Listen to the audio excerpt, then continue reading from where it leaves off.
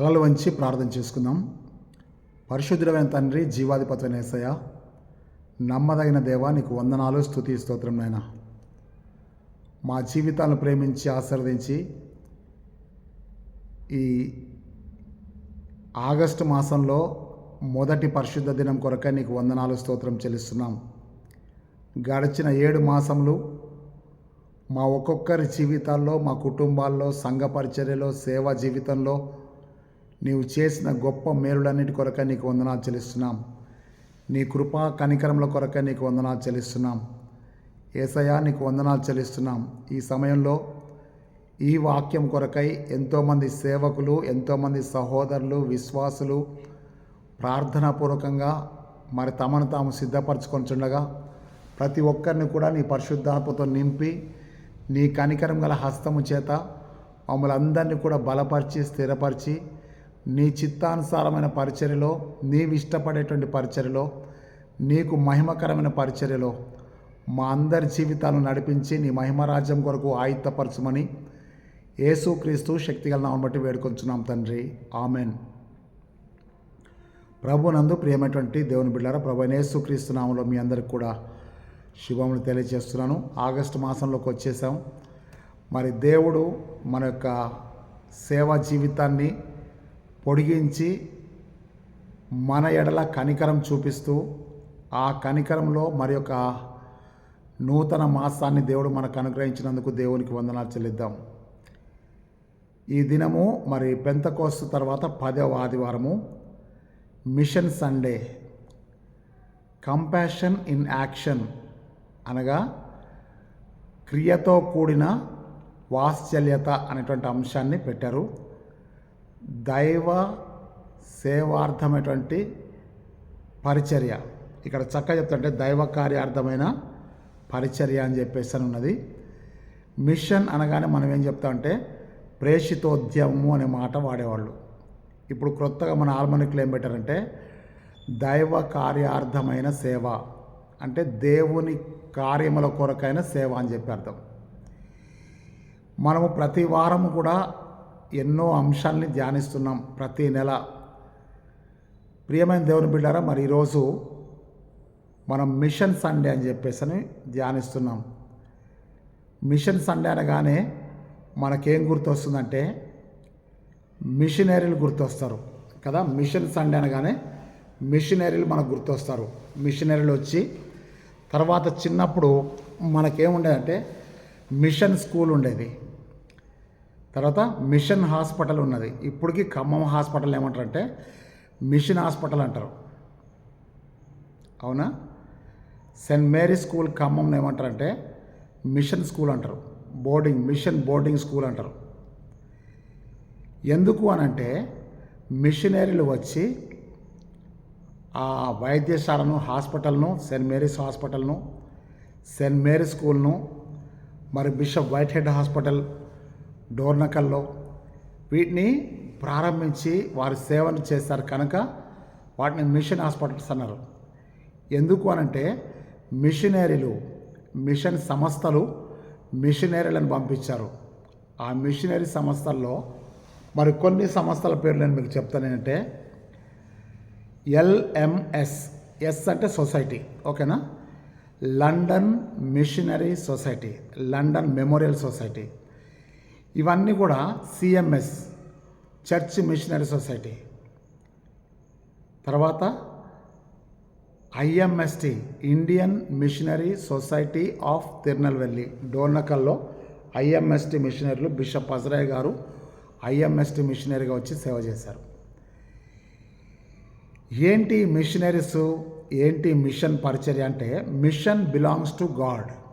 అంటే ఈ దైవ సేవ కార్యార్థమైన సేవ అనేది దేవునికి సంబంధించింది. ప్రేషితోద్యమము అనేది దైవ కార్యం, దేవుని కార్యం. దేవుని కార్యము కొరకు దేశాలు విడిచిపెట్టి తాము ఎరగని ప్రాంతంలో, తాము ఎరగని ప్రజల మధ్య, తాము ఎరగని భాషలో, కల్చర్స్లో ఉన్నటువంటి వివిధ విధానాల్లో ఉన్నటువంటి ప్రజల మధ్యకు వచ్చి దేవుని ప్రేమను, దేవుని కనికరమును చివరికి తమ ప్రాణములను పెట్టినటువంటి వారు మిషనరీలు.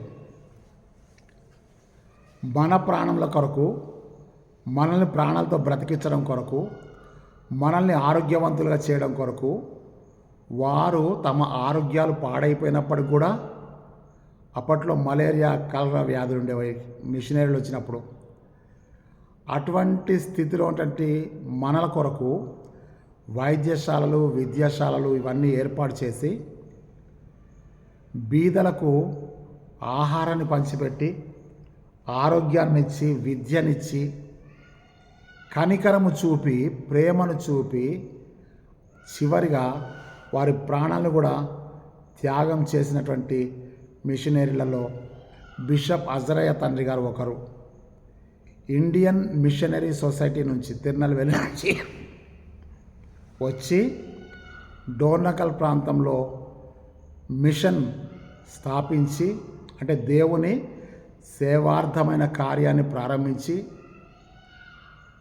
అంత పెద్ద ఎఫిఫానీ కెథీడ్రల్ కట్టి, ఆ తర్వాత చివరికి తను చనిపోయే రోజున తన భూస్థాపన కూడా డోర్నకల్ కెథీడ్రల్, ఎఫిఫానీ కెథీడ్రల్ వెనక బిషప్ అజరయ్య గారు, తల్లి గారు ఇద్దరు సమాధులు కూడా అక్కడే ఉన్నాయి. ఈనాటికి ఇప్పటికి కూడా ఉన్నాయి. ఎందుకు ఈ విషయం చెప్తున్నంటే, మిషన్ సండే అనేటువంటిది మిషనరీలు, పరిచర్య చేసేవాళ్ళు, వాళ్ళందరినీ కూడా మనం జ్ఞాపకం చేసుకుందాం. ఆ తర్వాత ఈ మిషన్ సండే గురించి ఈ వారం మనకి ఇవ్వబడిన బైబిల్ పాఠాలు నేను మీకు చెప్తాను. మొదటి బైబిల్ పాఠము యెషయా గ్రంథము 58వ అధ్యాయము 6 నుంచి 10 వచనాలు. యెషయా గ్రంథము 58వ అధ్యాయము 6 నుంచి 10 వచనాలు. కీర్తనల గ్రంథము 82వ కీర్తన. కీర్తనల గ్రంథము 82వ కీర్తన. పత్రికా పాఠము మొదటి యోహాను పత్రిక 3వ అధ్యాయము 16 నుంచి 18 వరకు. యోహాను మొదటి పత్రిక 3వ అధ్యాయము 16 నుంచి 18 వరకు. సువార్త పాఠము మత్తయి సువార్త 9వ అధ్యాయము 36 నుంచి 39 వరకు, 38వ వచనం వరకు. ఓకేనా? మత్తయి సువార్త 9వ అధ్యాయము 36 నుంచి 38 వరకు. ఈ వాక్యాలను పెట్టుకొని దేవుడు మనకిచ్చినటువంటి అంశంలోనికి మనం వెళ్ళిపోదాం. ఈరోజు ఈ అంశం అంతా కూడా దేనికి సంబంధించిందంటే, ధర్మశాస్త్రం అంతయు 2 ఆజ్ఞల్లోనే ఉంది. మనందరికీ కూడా తెలుసు. ధర్మశాస్త్రం యొక్కయు ప్రవక్తల యొక్క సంగ్రహం ఏంటది? ఇశ్రాయేలు వినుము, నీ దేవుడైన ప్రభు, అద్వితీయుడ ప్రభు, నీవు నీ పూర్ణ హృదయంతోనూ, నీ పూర్ణ ఆత్మతోనూ, నీ పూర్ణ బలంతోనూ, నీ పూర్ణ మనస్సుతోనూ నీ దేవుడైన ప్రభువును ప్రేమింపాలను. ఇది మొదటి ఆజ్ఞ. నిన్ను వలె నీ పొరుగు వాడిని ప్రేమింపవలను. 2వ ఆజ్ఞయు దాని వంటిదే. వీటికంటే ముఖ్యమైన ఆజ్ఞ మరి ఏదీ లేదు. ఈ 2 ఆజ్ఞలను ధర్మశాస్త్రం అంతటికి ప్రవక్తలకును ఆధారమైనవి. అనగా నువ్వు ఎన్ని రకాల పరిచర్యలు చేసినప్పటికీ, ఓకేనా, దేహాన్ని కాల్చుకొని నువ్వు విశ్వాసాన్ని వెల్లడిపరిచినప్పటికీ ప్రేమ లేని వాడనైతే నేను వ్యర్థుడని అంటాడు. ఈరోజు వాత్సల్యత అనేటువంటి మాట కొంతమంది దైవ సేవకులకు క్రొత్తగా అనిపించవచ్చు, కానీ వాత్సల్యతకు పర్యాయ పదాలు ఏంటంటే కరుణ, కనికరము, ప్రేమ, జాలి, దయ చూపుట, జాలి చూపుట, లేదా దీన దశలో ఉన్నప్పుడు మనం వాళ్ళని జ్ఞాపకం చేసుకోవడం. ఈ మధ్యకాలంలో మీకు ఒక వాక్యం పెట్టాను నా స్టేటస్లో. 136వ కీర్తనకి ఏం పేరు అంటే కృపా కీర్తన అని పేరు. 136వ కీర్తన. దాంట్లో 23వ వచనం ఏముంటుందంటే, మనము దీన దశలో ఉన్నప్పుడు ఆయన మనల్ని జ్ఞాపకం చేసుకోలను, ఆయన కృప నిరంతరం ఉండుననే వాక్యాన్ని నేను స్టేటస్లో పెట్టాను. మీరు చాలామంది చూశారు. దేవుని స్తోత్రం. ఈరోజు మన అంశం ఏంటంటే కార్యాచరణలో వాత్సల్యత. కార్యం అంటే క్రియ, కార్య ఆచరణలో అంటే పాటించుటలో వాత్సల్యత. వాత్సల్యత అనగా కరుణ, కనికరము, జాలి, దయ, ప్రేమ. ఈ పర్యాయ పదాలు. వాత్సల్యత అనగానే మీకు ఈ పర్యాయ పదాలు మొత్తం గుర్తుకు రావాలి. ఓకే కదా? కార్యాచరణలో వాత్సల్యత అంటే, మళ్ళీ చెప్తాను, కార్యాచరణ అంటే క్రియలలో కనికరము చూపుట, లేకపోతే క్రియలలో దయ చూపుట అంటే ప్రాక్టికల్ లైఫ్. ప్రాక్టికల్గా మళ్ళీ చెప్తాను, ప్రసంగం చాలా బాగా చేయొచ్చు. ఈ అంశం మీద ప్రసంగాన్ని చేసేవాళ్ళు చాలామంది దైవజనులు ఉన్నారు. కానీ దేవునికి ప్రసంగం చేసే దైవజనులు కాదు, ప్రాక్టికల్గా జీవించే దైవజనులు కావాలి. ఒక ఆయన కనికరం చూపాల్సిన సమయంలో కోపాన్ని చూపించాడు. మళ్ళీ చెప్తాను, వాత్సల్యత చూపించాల్సిన స్థలంలో క్రోధమును, కోపమును చూపిస్తున్నాడు. అప్పుడు వాళ్ళు ఏమైపోతారంటే గాయపడిన మనసుతో అక్కడి నుంచి వెళ్ళిపోతారు. ఈరోజు దేవుడు మనకు వాత్సల్యత గురించి ఏం చెప్తున్నాడో కొన్ని వాక్యాలను మీకు చెప్పి, అప్పుడు వాత్సల్యత అనే అంశం నుంచే ఈనాటి ప్రసంగాన్ని మనం ముగించుకుందాం. మొట్టమొదటిగా నేనేం చెప్తా అంటే, విలాప వాక్యములు 3వ అధ్యాయము 23వ వచనాన్ని ఒకసారి చూద్దాం. విలాప వాక్యములు వాత్సల్యత గురించి చెప్తాను. వాత్సల్యత, అవునా? అక్కడ విలాప వాక్యములు 3వ అధ్యాయము 23వ వచనం ఒకసారి చూద్దాం. విలాప వాక్యములు 3. అనుదినము నూతనముగా ఆయనకు వాత్సల్యత పుట్టుచున్నది, నీవు ఎంతైనా నమ్మదగిన వాడవు. అనుదినము, ఒకరోజుతో వాత్సల్యత ముగిసిపోయేది కాదు. అనుదినము నూతనముగా ఆయనకు వాత్సల్యత పుట్టుచున్నది అని చెప్తూ, నీవు ఎంతైనా నమ్మదగిన దేవుడు. Under any circumstances you are faithful God for us. ఈరోజు దేవుడు మనకు చెప్తుంటే, అనుదినము వాత్సల్యత, అనుదినము కనికరం, అనుదినము వాత్సల్యత పుడుచునంటే అర్థమంటే నూతనంగా వాత్సల్యత పుడుచునంటే, మళ్ళీ చెప్తాను, వాత్సల్యత అనే మాటకి దయ, జాలి, కరుణ, ప్రేమ, ఇవి ఎవరికి అవసరము అంటే, చూడండి 103వ కీర్తన 13వ వచనంలో, తండ్రి తన కుమారుల ఎడల జాలి పడినట్లు యెహోవా తన యందు భయభక్తులు గల వారి ఎడల జాలి పడును అని చెప్పింది. అక్కడ జాలి అనే మాటకు వాస్తవం అంటే వాత్సల్యత అని చెప్పి నేను మీకు జ్ఞాపకం చేస్తున్నాను. ఆ తర్వాత 51వ కీర్తనలో 1వ వచనం చెప్తాడేమంటే, దేవా నీ కృప చొప్పు నన్ను కరుణించుము, నీ వాత్సల్య బాహుల్యము చొప్పున నా అతిక్రమములను తుడిచివేయమంటాడు. నా దోషం పోనట్లు నన్ను బావుగా కడుగు ప్రభు అంటాడు. అక్కడేమోనంటే వాత్సల్యత అనే మాట కనబడుతుంది. ఏంటి వాత్సల్యత అంటే, నీ కృపా బాహుల్యం చొప్పున నా అతిక్రమం తుడిచెము. నీ వాత్సల్య బాహుల్యం చొప్పున, వాత్సల్యం అనగానే నీ కరుణ చొప్పున, నీ కనికరం చొప్పున నా అతిక్రమములను తుడిచివేయి ప్రభు అంటున్నాడు. అందుకే యెషయా గ్రంథము 43వ అధ్యాయము 25వ వచనంలో చెప్తాడు దేవుడు, నేనే నా చిత్తానుసారంగా నీ అతిక్రమమును తుడిచివేస్తున్నాను, ఇక నీ పాపములను జ్ఞాపకము చేసుకోనని చెప్పి 43:25 యెషయా గ్రంథంలో చెప్పబడుతుంది. 44:22లో ఏం చెప్తా అంటే, 44 యెషయా 44:22లో, మంచు విడిపోయినట్లుగా నీ పాపములను, మబ్బు తొలగినట్లుగా నీ అతిక్రమం నేను తుడిచివేసి ఉన్నాను, తుడిచి వేసి ఉన్నాను. అంటే అర్థమేంటంటే దేవుడు అనుదినము నూతనంగా వాత్సల్యత పుట్టబట్టికే ఈరోజు మనందరం కూడా కనికరించబడుతున్నాం. అందుకే 51వ కీర్తన మొదటి వచనాన్ని కూడా మీరు రాసుకోండి. తర్వాత ఇంకో వచనం నేను చెప్తానంటే మెయిన్ వాక్యం, మూల వాక్యం ఏంటంటే, ఈ సందేశం అంతటికి మూల వాక్యం ఏంటంటే లూకా సువార్త 6వ అధ్యాయము 36వ వచనం చెప్తాంటే ఒకసారి మీ కొరకు నేను చదువుతాను, చూడండి. లూకా సువార్త 6:36.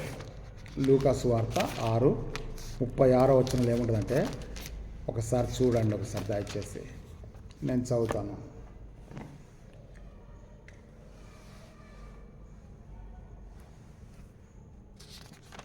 ఒకసారి మీ కొరకు చదువుతాను. కాబట్టి మీ తండ్రి కనికరం గలవాడై ఉన్నట్లు మీరును కనికరం గలవారై ఉండుడి.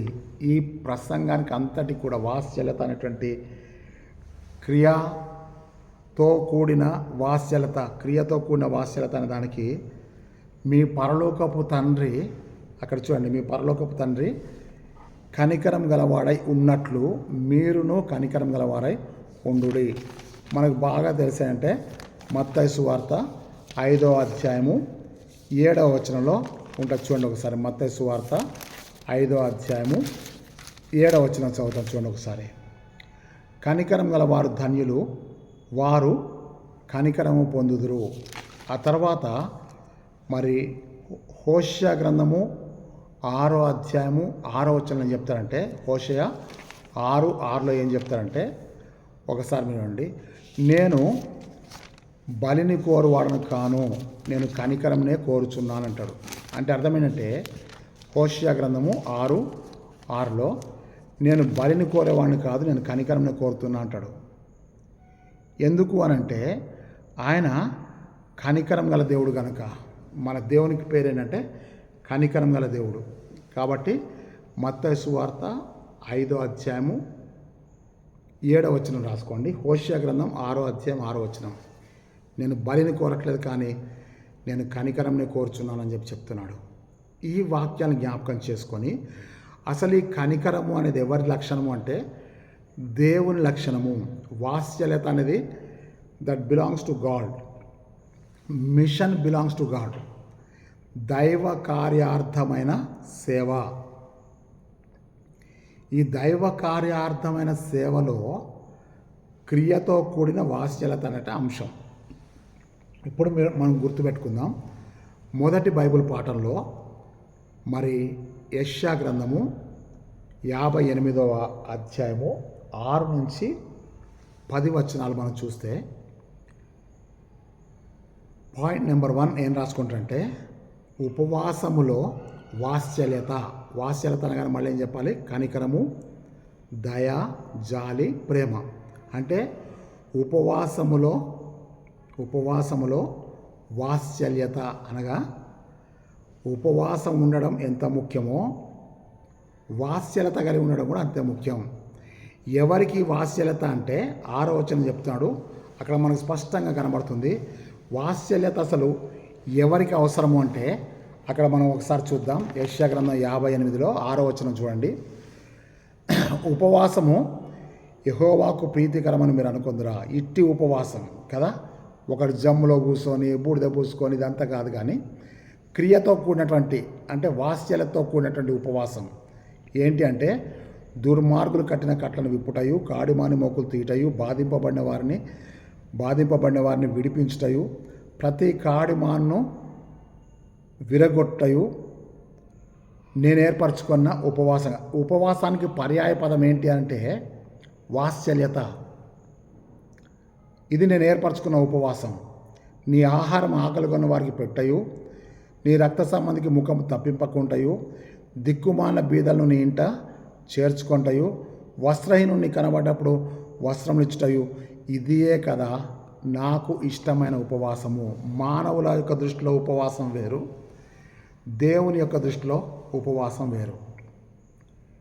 నీవు ఉపవాసం ఉన్నప్పుడు ఎన్ని గంటలు బైబిల్ చదివావు, నీ ఉపవాసం ఉన్నప్పుడు ఎన్ని గంటలు ప్రార్థన చేసుకున్నావు, అది నీకు దేవునికి మధ్యలో జరిగేది.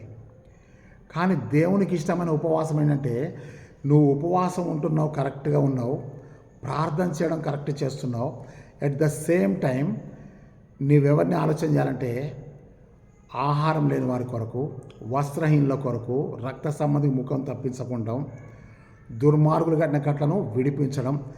ఇది దేవుడు ఏర్పరచుకున్నటువంటి దేవునికి ఇష్టమైన ఉపవాసం. అంటే అర్థమంటే అన్నం మానేస్తే నీ వరకే, నీళ్లు తాగడం మానేస్తే అది నీ వరకే. నీతోటి ఉపవాసం ఆగిపోకూడదు. దేవుని ప్రేమను, దేవుని కనికరాన్ని, దేవుని జాలిని ఇతరులకు నువ్వు పంచిపెట్టగలిగితే క్రియలలో అది నిజమైనటువంటి ఉపవాసం. ఈ వస్త్రహీనుడు కనబడ్డప్పుడు వాడిని వస్త్రాలు ఇచ్చుట, దిక్కుమాల బిడ్డల్ని ఇంట్లో చేర్చుకుంటా, మరి ఆకలి కొన్నవానికి ఆహారం పంచిపెట్ట, ఈ వచనాలు నాకు చదివినప్పుడు నాకు చాలా భయం వేస్తుంది, ఆ తర్వాత చాలా బాధ వేస్తుంది. మనము ఈ వస్త్రహీనులు కనబడ్డప్పుడు వస్త్రాలు ఇస్తున్నాం, ఆకలి కొన్నవాడిని కనబడ్డప్పుడు ఆకలిని తీరుస్తున్నాం, దిక్కుమాల బీదలను ఇంట చేర్చుకుంటున్నాం. కానీ నాకు వెంటనే ఏం గుర్తొస్తుందంటే, మీరు బాగా గుర్తుపెట్టుకోండి, మత్తయి సువార్త 10వ అధ్యాయం 16, 17 వచనాలు మనం చూస్తే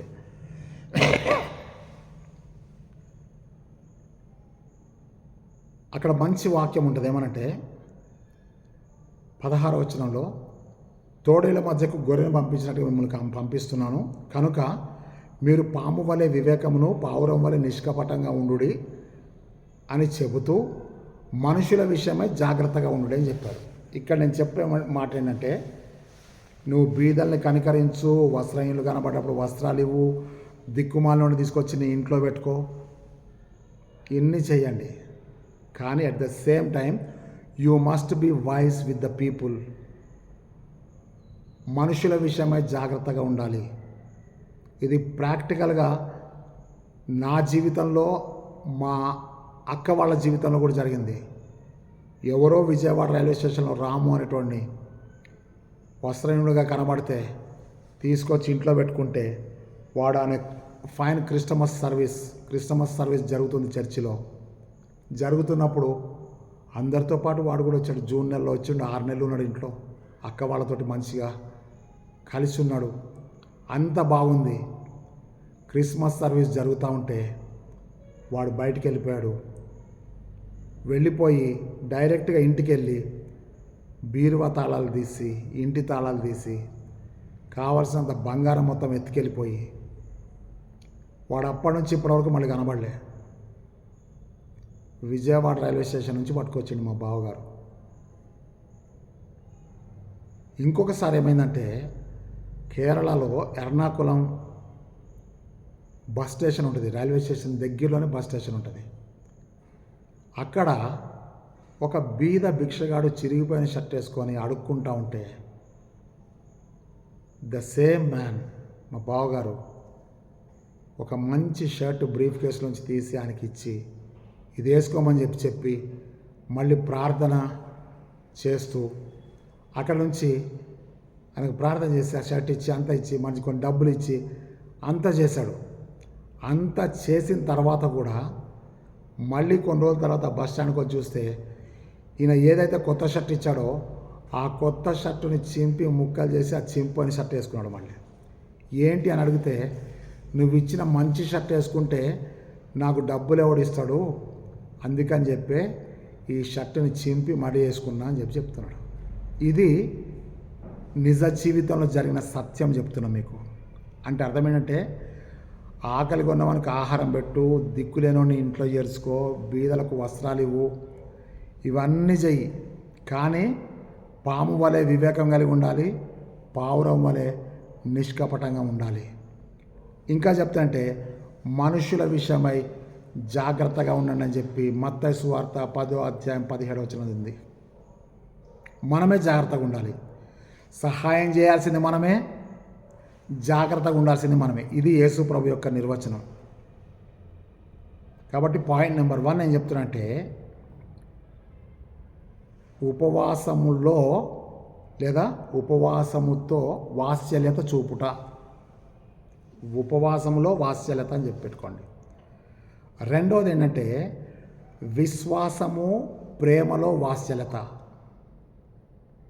విశ్వాసము ప్రేమలో వాత్సల్యత అనగా యోహాను మొదటి పత్రిక 3వ అధ్యాయము ఆ యొక్క 18వ వచనంలో ఏం చెప్తారంటే, చిన్నపిల్లలారా మాటతోనూ నాలుకతోనూ కాక క్రియతోనూ సత్యముతోనూ ప్రేమిస్తామని చెప్తున్నాడు.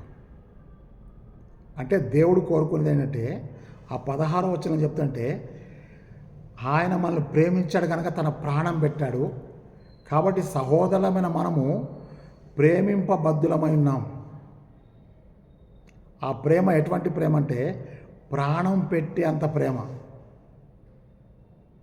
యేసు ప్రభువే కనుక మనల్ని ప్రేమించి తన ప్రాణం పెట్టి ఉండకపోతే ఈరోజు ప్రపంచంలో ఇన్ని సంఘాలు, ఇంతమంది విశ్వాసులు, ఇంతమంది సహోదరులు, ఇంతమంది దైవజనులు ఉండేవాళ్ళు కాదు. అక్కడ చెప్తున్నాడేమంటే ప్రభు మనల్ని ప్రేమించాడు, ఆయన మనల్ని ప్రేమించి మన కొరకు తన ప్రాణం పెట్టాడు.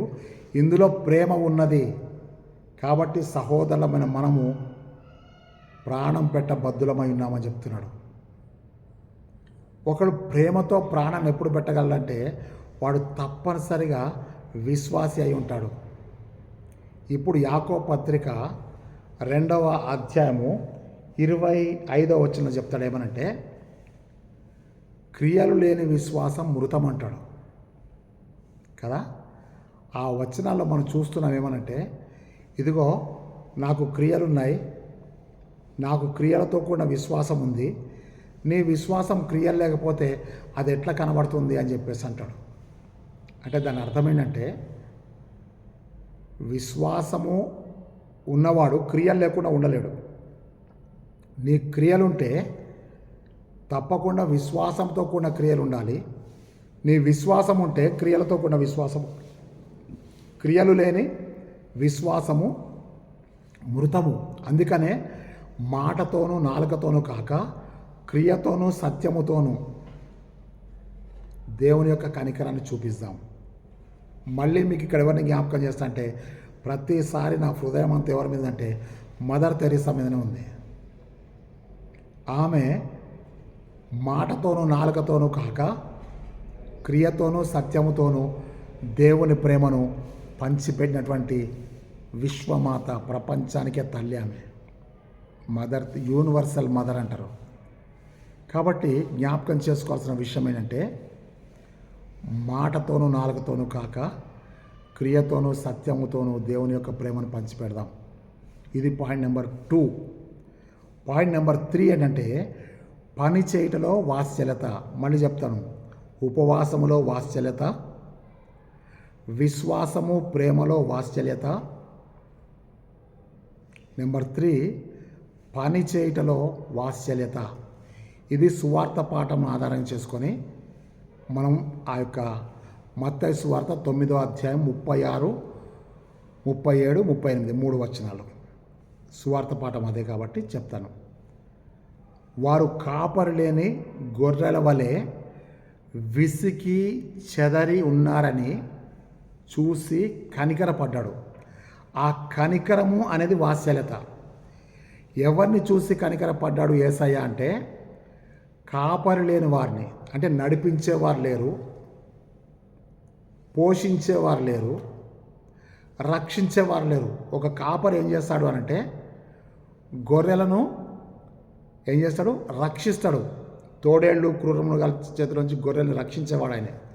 కాపరి అంటే రక్షకుడు అని అర్థం. కాపరి అంటే పోషించేవాడు, గొర్రెలను పోషించేవాడు కాపరి, గొర్రెలను నడిపించేవాడు కాపరి. ఒక తండ్రి తన పిల్లలను ఏం చేస్తాడు, రక్షిస్తాడు, పోషిస్తాడు, నడిపిస్తాడు. ఒక కాపరి తన గొర్రెలను పోషిస్తాడు, రక్షిస్తాడు, నడిపిస్తాడు. ఒక రాజు ఒక రాజ్యాన్ని పోషిస్తాడు, నడిపిస్తాడు, శత్రువుల చేతి నుంచి రక్షిస్తాడు.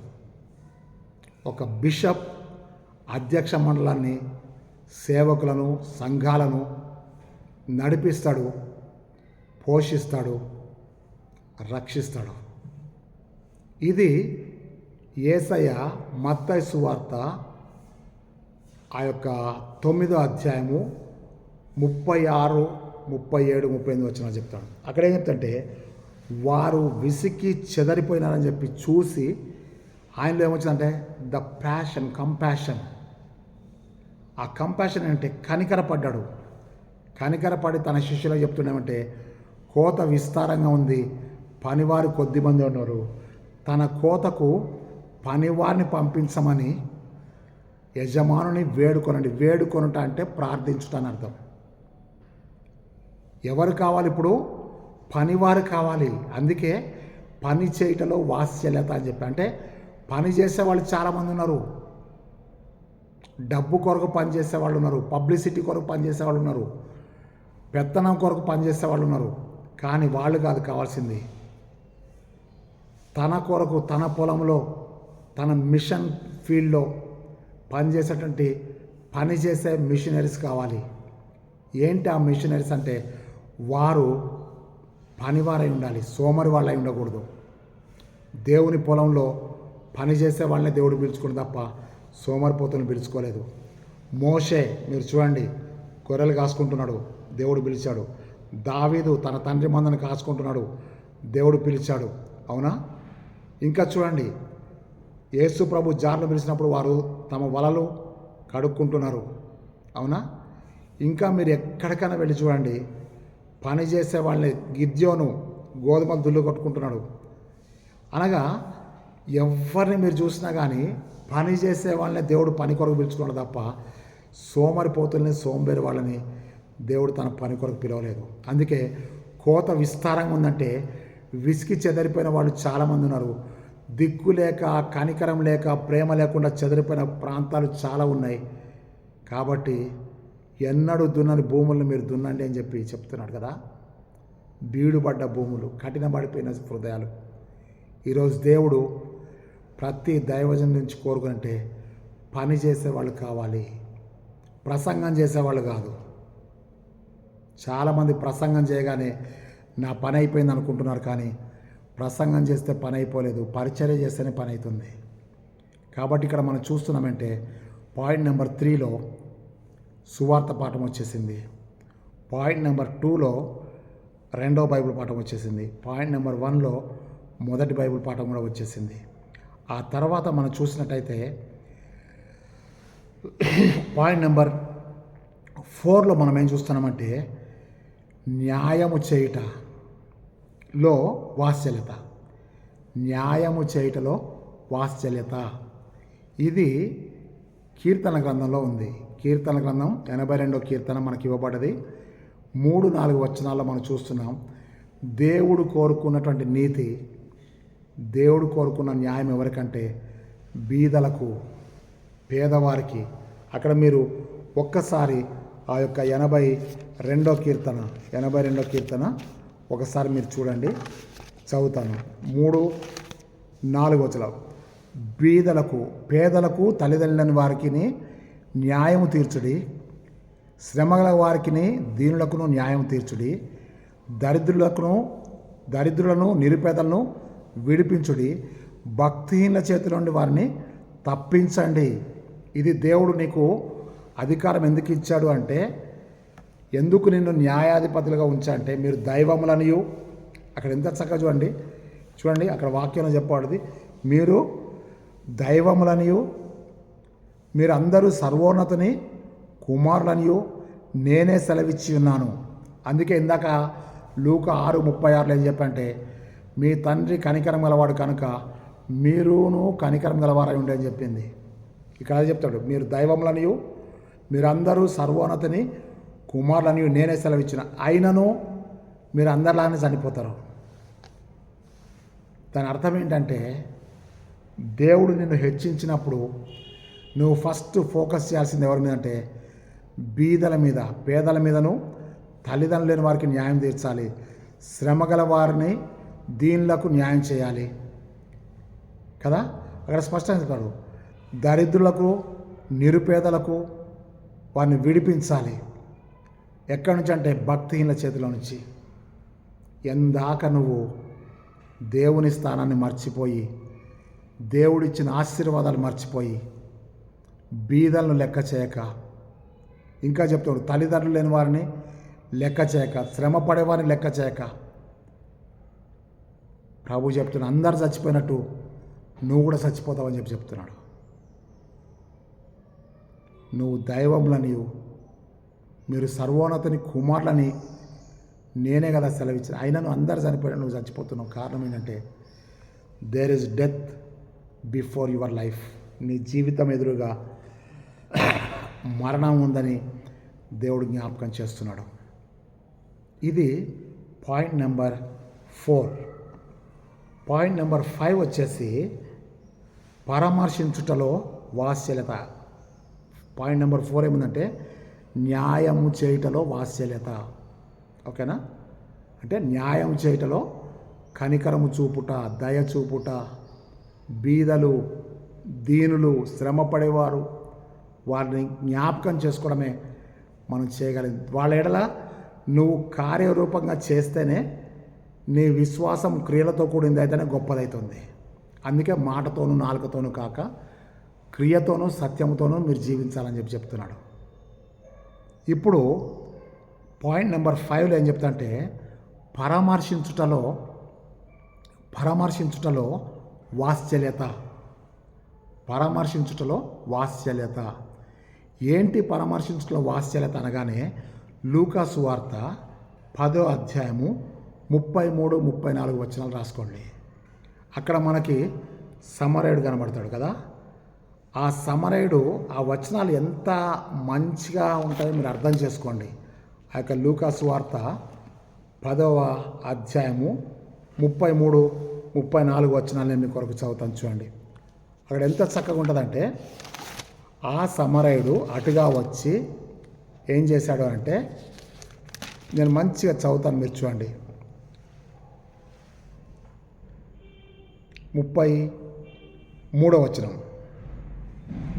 అయితే ఒక సమరయుడు ప్రయాణమైపోవచ్చు, చూడండి, అతడు పడి ఉన్న చోటికి వచ్చి అతన్ని చూసి అతని మీద జాలిపడి దగ్గరకు పోయి కదా నూనెయు ద్రాక్షరసం పోసి అతని గాయములను కట్టి తన వాహనం మీద ఎక్కించుకొని పూటకూలవాని ఇంటికి తీసుకొని పోయి అతనిని పరామర్శించుటలో వాత్సల్యత అని చెప్పాను కదా మీకు. ఏంటి అనంటే చాలామంది చూసి వెళ్ళిపోయారు, కానీ అతడు ఆ చోటికి వచ్చి చూసి ఫస్ట్ ఏం చేశాడంటే అతన్ని చూసి జాలిపడ్డాడు. అది వాత్సల్యత. ఆ జాలిపడడం అనేదే వాత్సల్యత. అక్కడ చూడండి, ఆ చోటికి వచ్చి చూసి కదా, అతడు పడిన చోటికి వచ్చి అతన్ని చూసి అతని మీద జాలిపడి దగ్గరకు పోయి నూనెయు ద్రాక్షరసం పోసి అతని గాయం, అదంతా కూడా కనికరము. కనికరం అంటే వాత్సల్యత అని అర్థం. ఏంటి వాత్సల్యత అంటే క్రియతో కూడిన విశ్వాస జీవితం. నీ క్రియతో కూడిన విశ్వాస జీవితం ఎక్కడ కనబడ్డదయ్యా అంటే, ఒక దీనుడు, గాయపడ్డవాడు, నిస్సహాయుడు, అన్నీ పోగొట్టుకున్నవాడు నీ ఎదురుకు వచ్చినప్పుడు, నీవు ఆ చోటికి వచ్చినప్పుడు, అతన్ని చూసినప్పుడు నువ్వు జాలిపడి నీ వాహనాన్ని దిగి నిన్ను నువ్వు తగ్గించుకొని ఆయన దగ్గరికి వెళ్ళి అతడు పడి ఉన్న చోటికి వెళ్ళి కనికరపడి అతన్ని తీసుకొని వచ్చి గాయములు కట్టి తీసుకొచ్చి, ఇదేంటంటే పరామర్శించుటలో వాత్సల్యత. ఓకే కదా. ఆ తర్వాత నెంబర్ 6 ఏంటంటే పరిచర్య చేయటంలో వాత్సల్యత. పరిచర్య చేయటంలో వాత్సల్యత. రోమపత్రిక 15వ అధ్యాయము 25, 26 వచనాలు చూద్దాం. అక్కడ పౌలు రోమీలకు రాస్తూ ఏం చెప్తాంటే, యెరూషలేములో ఉన్నటువంటి పరిశుద్ధుల యొక్క పరిచర్య కొరకు చెప్తున్నాడు. అక్కడ మనం చూసినట్టయితే రోమాపత్రిక 15వ అధ్యాయము 25-26 వచనాలు. అయితే ఇప్పుడు పరిశుద్ధుల కొరకు పరిచర్య చేయుచు యెరూషలేము వెళ్ళుచున్నాను. పరిచర్యలో వాత్సల్యత, పరిచర్యలో కనికరము.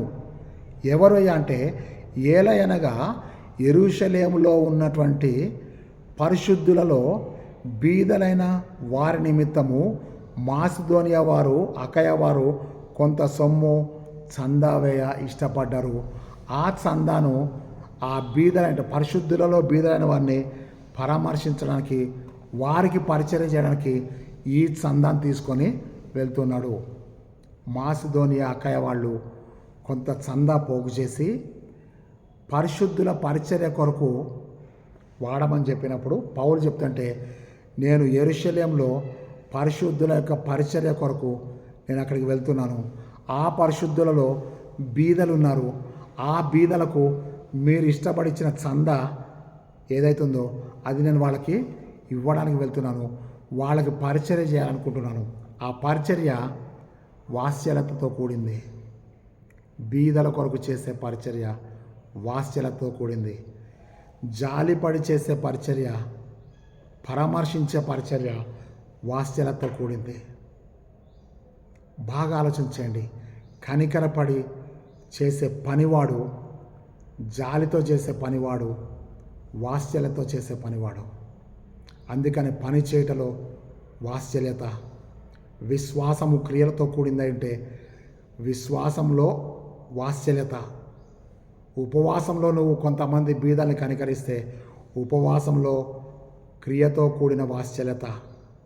విశ్వాసములో క్రియతో కూడిన వాత్సల్యత. పని చేయటలో క్రియతో కూడిన వాత్సల్యత. పరామర్శించుటలో క్రియతో కూడిన వాత్సల్యత. పరిచర్య చేయటలో, న్యాయము చేయటలో, విశ్వాసంతో కూడినటువంటి పరిచర్య చేయటలో దేవుడు మనందరినీ దీవించాలి. అయితే పాయింట్ నెంబర్ 7 ఏంటంటే ఆశీర్వాదములో వాత్సల్యత.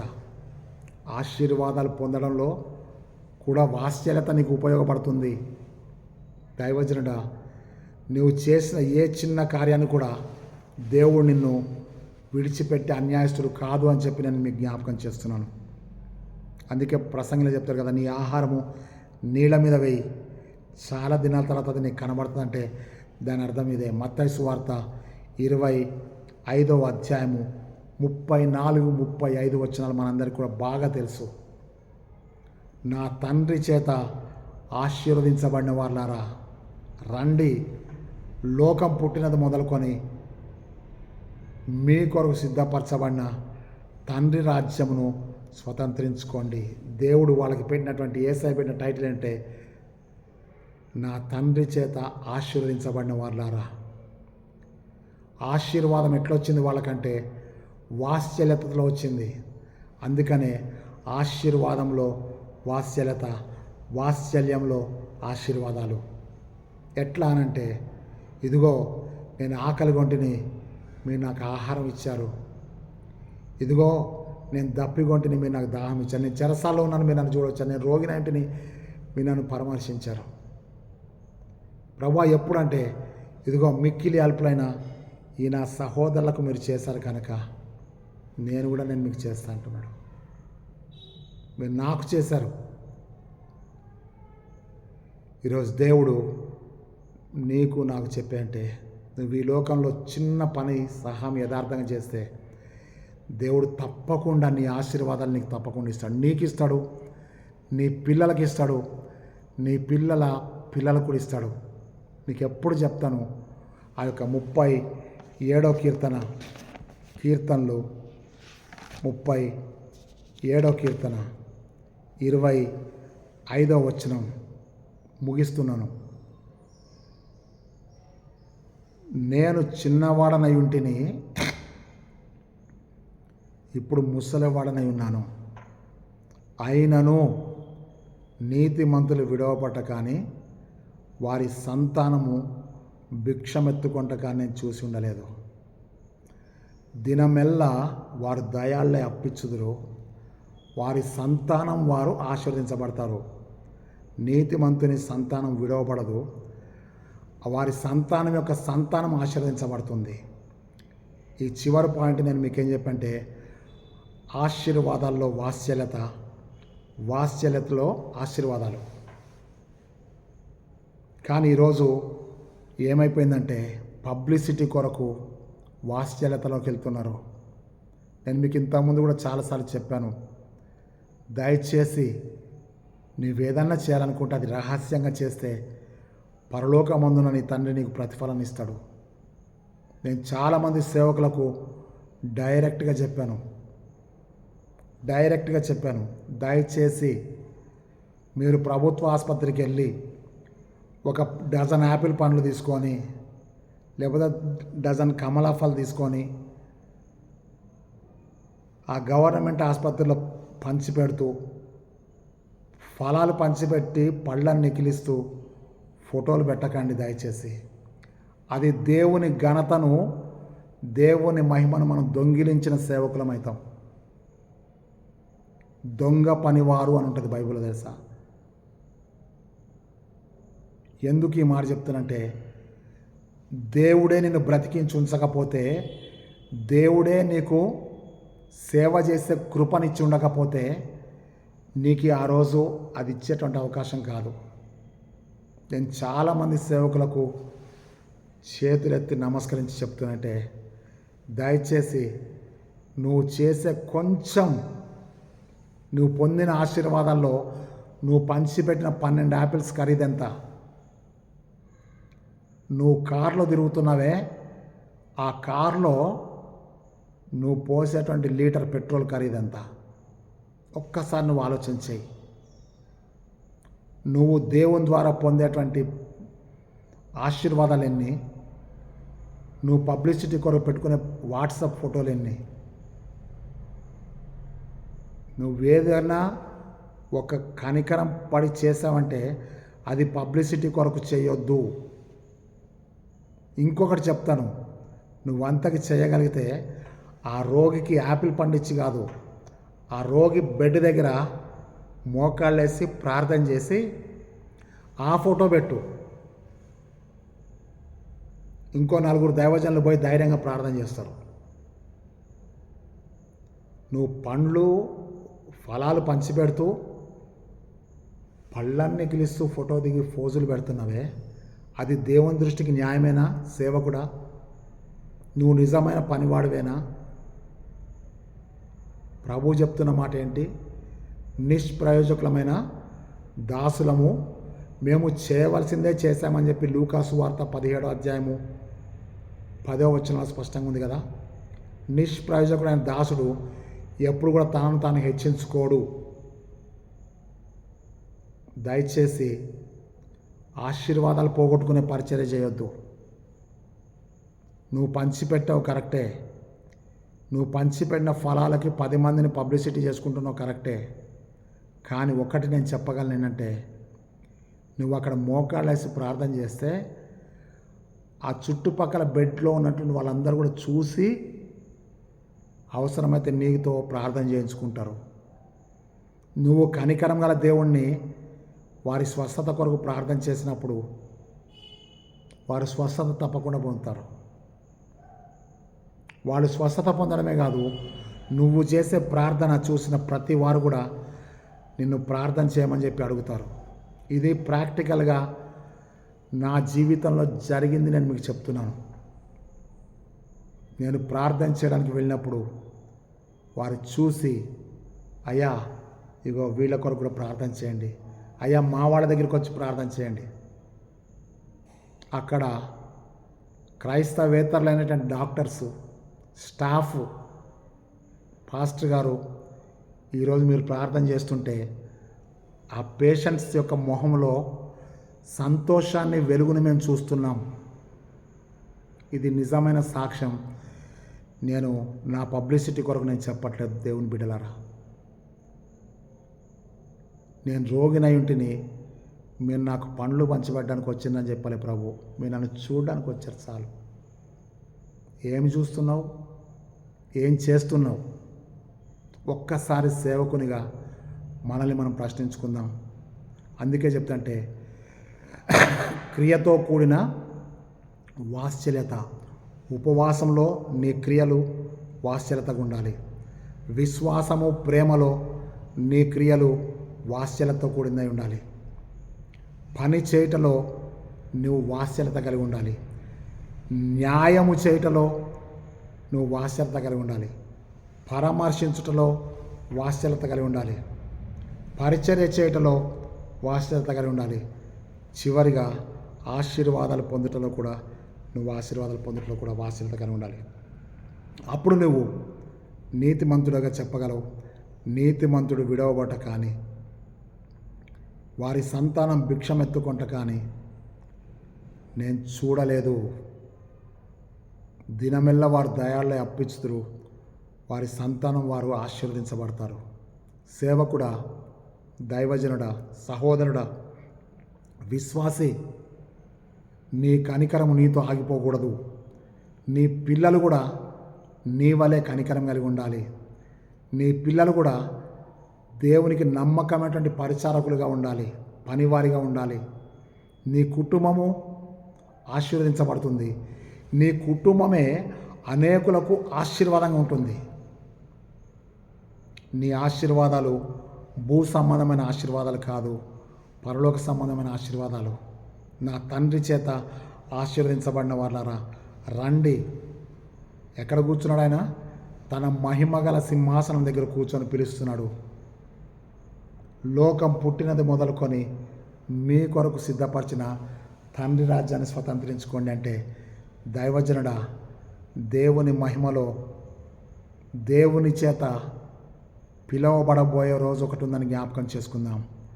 నా తండ్రి చేత ఆశీర్వదించబడిన వాళ్ళారా లోపలికి రండి అంటే ఆయన మహిమలోనికి రమ్మని చెప్పి పిలుస్తున్నాడు. భూలోకంలో నువ్వు చూపించిన వాత్సల్యత పరలోకంలో నీకు ఆశీర్వాదంగా మారబోతుందని జ్ఞాపకం చేసుకో.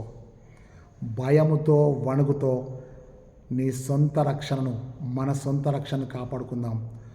మాటతోనూ నాలుకతోనూ కాక క్రియతోనూ సత్యముతోనూ ప్రాణం పెట్టవలసి వస్తే పెట్టడానికి కూడా వెనకాడక దేవుని ప్రేమను, కనికరమును, వాత్సల్యతను పంచిపెడదాం. అట్టి కృప పరిశుద్ధాత్మ దేవుడు తన పొలంలో, తన మిషనరీ పొలంలో, తన సేవా పొలంలో పనిచేస్తున్నంత కాలము మనందరినీ తన మహిమ కొరకు సిద్ధపరిచి తన పరిశుద్ధాత్మతో నింపి నడిపించును గాక. Amen, amen, amen. ఈరోజు నుంచి ప్రియ దేవుని బిడ్డలారా, ఈ అంశాన్ని గురించి తప్పనిసరిగా మనం మన ప్రసంగం అయిపోయిన తర్వాత ముగించేటప్పుడు టైం తక్కువైపోయిందని చెప్పి ఏదో ప్రార్థన చేసేసి దిగొద్దు. నువ్వు ఇప్పటి వరకు ఏ వాక్యం అయితే చెప్పావో ఆ వాక్యంలోని మూల అంశాన్ని బట్టి ప్రార్థన చేద్దాం. చాలామంది సేవకులు చేస్తున్నారు, చాలామంది సేవకులు చేయలేకపోతున్నారు. చేసేవారికి వందనాలు, చేయలేని వాళ్ళని బతిమలాడి చెప్తున్నా, నువ్వు చెప్పిన ప్రసంగం అంతటిని కూడా క్రోడీకరించి సంఘానికి నువ్వు ఆల్టర్ కాల్ ఇవ్వాలి. ఈరోజు మనము బీదల కొరకు ప్రార్థన చేద్దాం. బంధకాల్లో ఉన్న వారి కొరకు ప్రార్థన చేద్దాం. కనికరం చూపించే పని వారి కొరకు ప్రార్థన చేద్దాం. పరామర్శించేటువంటి విశ్వాసుల కొరకు ప్రార్థన చేద్దాం అని చెప్పి ఒక్కొక్క అంశంలో నుంచి మనము మిషన్ సండేగా క్రియతో కూడిన వాత్సల్యత కొరకు ప్రార్థన చేద్దాం. తలలు వంచి ప్రార్థన చేసుకుందాం. పరిశుద్ధుడైన తండ్రి, జీవాధిపతివైన యేసయ్యా, నీకు వందనాలు చెల్లిస్తున్నాం. నువ్వెంతైనా నమ్మదైన దేవుడు ప్రభువా, నువ్వెన్నడూ మాట తప్పని దేవుడు కనుక నీ స్తోత్రం చెల్లిస్తున్నాం. యథార్థంగా ప్రవర్తించు వారికి ఏ మేలు చేయక మాన్నని చెప్పి సెలవిచ్చావు కనుక నీ స్తోత్రంలో యేసయ్యా, నీ మిషన్ పొలంలో ఒక మిషనరీగా, ఒక సేవకునిగా, ఒక సహోదరునిగా, ఒక కాపరిగా, ఒక విశ్వాసిగా బ్రతకడానికి నీవిచ్చిన గొప్ప భాగ్యాన్ని బట్టి నీకు వందనాలు చెల్లిస్తున్నాం. ఈ దినం మీరు మాకు ఇచ్చిన అంశాన్ని బట్టి నీకు వందనాలు చెల్లిస్తున్నాం. క్రియతో కూడినటువంటి వాత్సల్యతను గురించి మాతో మాట్లాడినందుకని ఈ స్తోత్రంలో, వాత్సల్యతను గురించి మాకు నేర్పించినందుకని ఈ స్తోత్రం చెల్లిస్తున్నాం. దేవా, మరి మీరు మాకు ఇచ్చిన సమాజంలో మేము కూడా పేదలను గురించి, నాయన దిక్కులేని వారి గురించి, వస్త్రహీనుల గురించి, ఆకలితో అలమటించే వారి గురించి మేము ప్రార్థించడం మాత్రమే కాదు తండ్రి, అట్టి బిడ్డల కొరకు మా వంతు మేము సహాయం చేయటకు నీ పరిశుద్ధాత్మ చేత అభిషేకించి నడిపించి బలపరిచి స్థిరపరచమని, సమాజంలో దేవుని బిడ్డలు సంఘము సజీవ సాక్షులుగా నిలబట్ట కృప చూపించమని, నీవు మా కొరకు దాచి ఉంచిన ఆశీర్వాదాలు మేము స్వతంత్రించుకుంటకు మా కృప చూపించమని యేసుక్రీస్తు శక్తిగల నామమును బట్టి వేడుకొంచున్నాం తండ్రి, ఆమెన్. మన ప్రభువైన యేసుక్రీస్తు కృపయు, తండ్రి అయిన దేవుని ప్రేమయు, పరిశుద్ధాత్మ యొక్క సహవాసము, సకల దీవెనలు ప్రార్థించిన మనకును, తన వాత్సల్యత కొరకు ఎదురు చూస్తున్న బిడ్డలందరికీ, సేవకులకు, సహోదరులకు, విశ్వాసులకు ఇప్పుడు సదాకాలంతోడే నడిపించునుగాక. Amen, amen, amen. దేవుడు మనందరినీ దీవించునుగాక. 9553831316 అనేటువంటి నెంబర్కి తప్పకుండా మీరు ఫోన్ చేయండి. నా కొరకు, ఆరోగ్యం కొరకు ప్రార్థన చేయండి. నాకు ఫోన్ చేసిన ప్రతి ఒక్క దైవజనులకు, పెద్దలకు నా హృదయపూర్వక వందనాలు తెలియజేస్తున్నాను.